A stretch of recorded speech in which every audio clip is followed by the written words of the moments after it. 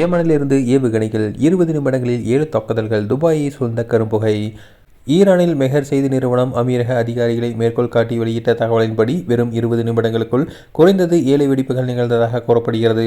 மேலும் இந்த சம்பவத்தை வீடியோவாக பதிவு செய்த கூறி இருவர் கைது செய்யப்பட்டதாகவும் தெரிவிக்கப்பட்டுள்ளது. இந்த வெடிப்புகள் ஏவுகணைகள் தாக்குதலால் ஏற்பட்டதா அல்லது தொழிற்சாலை விபத்தா என இதுவரை உறுதியாக தெரியவில்லை.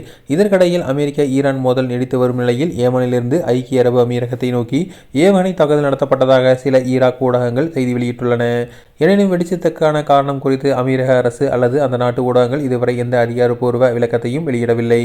இதற்கிடையில் நாசாவின் தெர்மல் புகைப்படங்களின்படி ஜெபல் அலி துறைமுகத்திற்கு அருகில் உள்ள எரிபொருள் சேமிப்பு மற்றும் பரிமாற்ற கிடங்கில் தீ விபத்து ஏற்பட்டிருப்பது தெரியவந்துள்ளது.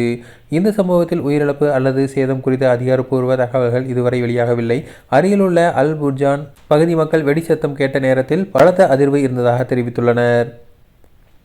துபாய் நகர மையத்திலிருந்து சுமார் 25 மைல் தென்மேற்கே அமைந்துள்ள ஜெபல் அலி பகுதியில் உலகின் மிகப்பெரிய செயற்கை துறைமுகங்களில் ஒன்றுள்ளது.